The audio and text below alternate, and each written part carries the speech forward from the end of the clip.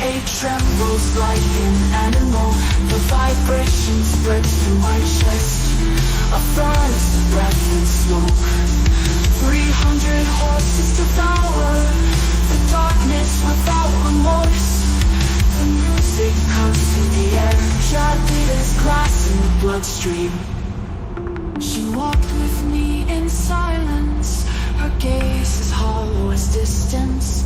Her body near yet vacant, as if her soul had departed. I asked if something remained, a glimmer beneath the stillness, but the void was her reply.